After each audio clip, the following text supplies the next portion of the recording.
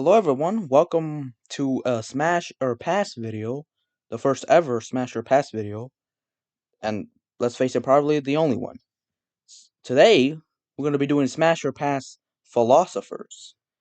Yes, this is what the world has come to. We're doing a Smash or Pass Philosophers.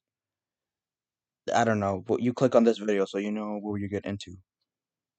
Um, yeah, so before I start, this is just for entertainment purposes. Some of these are philosophers are considered sacred. I'm not trying to offend anyone. This is just for entertaining purposes. This is all jokes. I'm not being serious. Okay, just let that be clear before I start. So, yeah. All right. The first philosopher, apparently the founder of Western philosophy, Socrates, was pretty cool.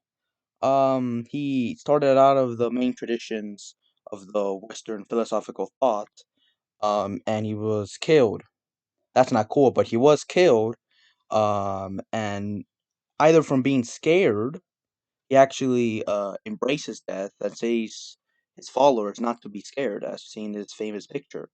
So that's pretty cool. Um, I like, I like that. But anyway, yeah, Smash Socrates, pretty cool. Founder of the philosophical thought in the Western tradition.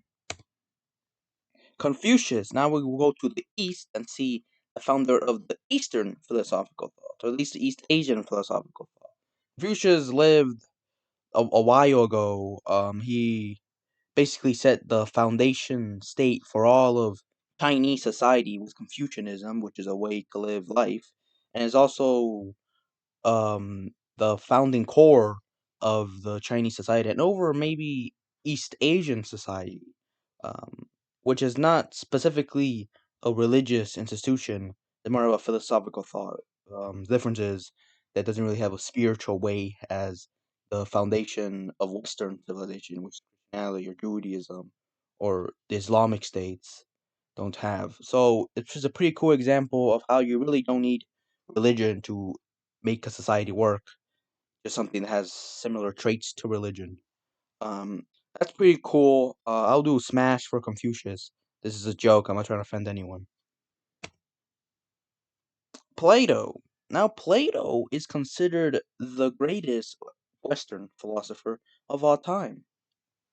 We have here Alfred North Whitehead saying the safest general consideration of the Europe philosophical tradition is that it contains a series of footnotes to Plato.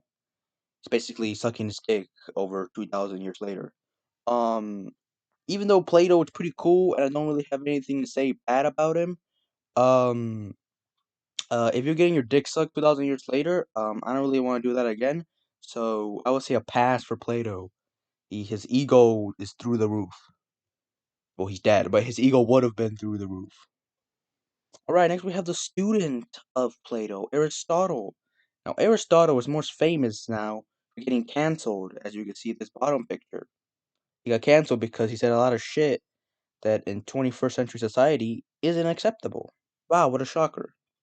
Person living in ancient times doesn't agree with me? Hilarious. Apart from that, he's most famously known for founding a lot of scientific fields. For example, sorting living things into groups. That was kind of his idea, um, which is a pretty cool. So he's not just important to philosophy; he's also important to science. Um, so I'll say a easy smash for this one. Alright, we go back to the eastern lands. Go back to China with Sun Tzu. Sun Tzu is most famous for the Art of War, which was basically a book explaining how can you take all the dubs in Fortnite. No, it's well military, but Sun Tzu is pretty cool, even though he's probably even morally worse than Aristotle, due to he was a war general and a warmonger, and probably killed a lot of people. Those are some pretty immoral stuff that says in the Art of War that is still questionable, but it's literally Art of War, so I don't know what people were expecting. Um, Yeah, but even though this is a bit questionable, I would say smash for Sun Tzu. Ah, probably my favorite philosopher on here, Diogenes. Now, Diogenes was famous for living in a barrow with a bunch of dogs and having nothing in possession, and also his philosophy. Diogenes basically taught the way of cynicism, the original cynic, not the modern cynic, which is literally just someone complaining on Twitter. The actual cynicism is basically the philosophy of you really only need the bare necessities to be happy. That's why it's called the philosophy of the dog sometimes, because Diogenes, the goal in life was to be a dog. Because if you think about it, dogs are simple creatures that are always happy because they only get the bare necessities, and that's about it. Um, the cool thing about this that he was actually consistent. One time, Alexander the Great, which the picture up here, came to Diogenes. He was a big fan and said that he will give you anything. And let's face it, Alexander the Great was basically the president of the world at that point. So he probably meant something when he said he'll give you everything. Diogenes mate could have easily gotten tens of millions of coins, gotten a huge piece of land, could have gotten everything. But the only thing he said is to get out of his shade. And that's consistent. If you go to a homeless person, and if Mr. Beast goes up to a homeless person and says, "I'll give you everything," and he says, "Get out of my shade," then I don't know, that's pretty fucking cool. Also, fun fact: a lot of people don't know that Diogenes in that is that in the famous picture, with Plato and Aristotle, the one I showed before, he's just laying down reading a book, chilling as he usually was. This one was a bit too long, but this is a most likely, most definitely, 100%, 1000% smash.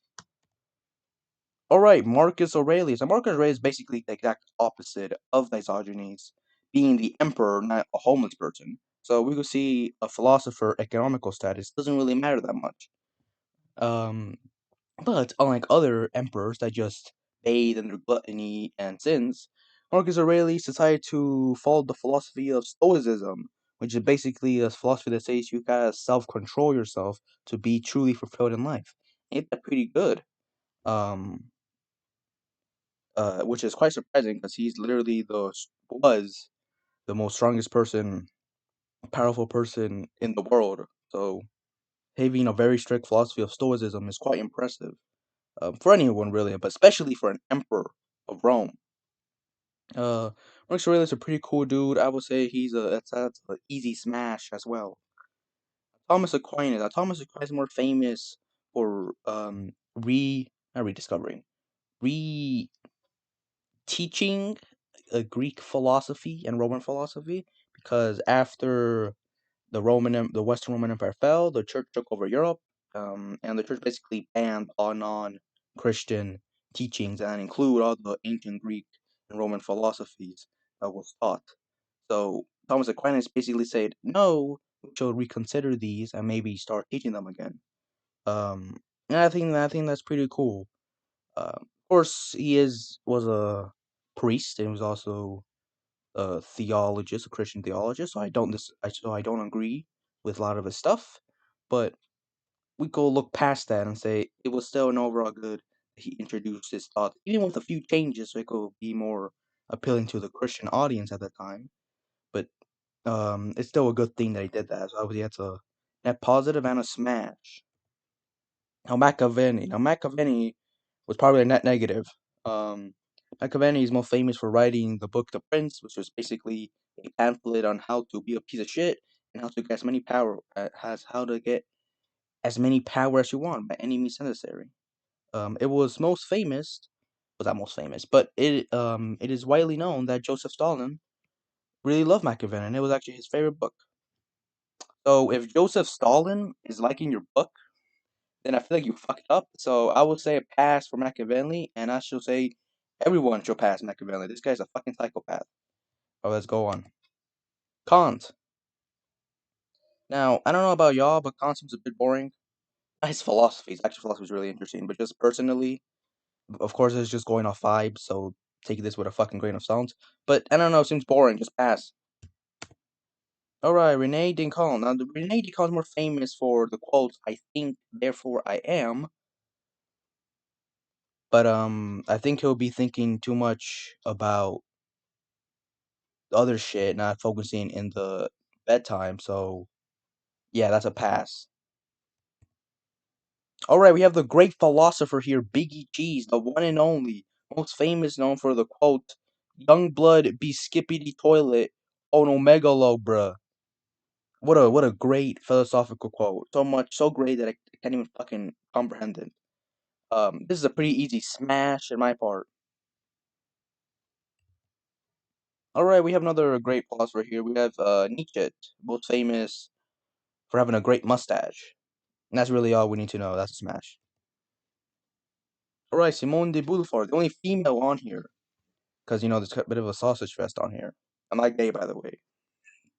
Even though I just said I smashed, like, 12 men. That's not important. Simone de Beauvoir is more famous for her existentialist thought. I probably mispronounced that, my bad. And also her feminist thought, which is pretty cool because she's a female. Um, yeah. I will say a smash, mostly because we have some representation now. Alright, and last but certainly not least, we have the one and only Jordan B. Peterson, still alive. The only philosopher still alive. Not really a philosopher, but whatever. Don't question it. Now I would be okay with him. It's not really not his political opinion. It's more about that every single time he talks, he throws a riddle, and he calls that speeches. So I feel like if I'm gonna go to bed with someone, I feel like I should be able to understand him, not fucking be trying to guess a riddle. He even has a fucking riddle ass costume here, the Riddler. So for the Riddler, I will say a pass. I would like to understand my partner. I don't know if I'm dating or just fucking them. I didn't really make that clear. That's not really important. All right, that's the whole video. This video was awful in many different ways, but you did click it and you did watch it, if anyone did. Yeah. Thanks for watching. Check out my other videos, maybe the tier list on logical fallacies. Maybe I could put that in the end card. If it's not there, then I didn't figure it out. But if it is there, I did figure it out. So that is all. I guess we will now be leaving. Bye.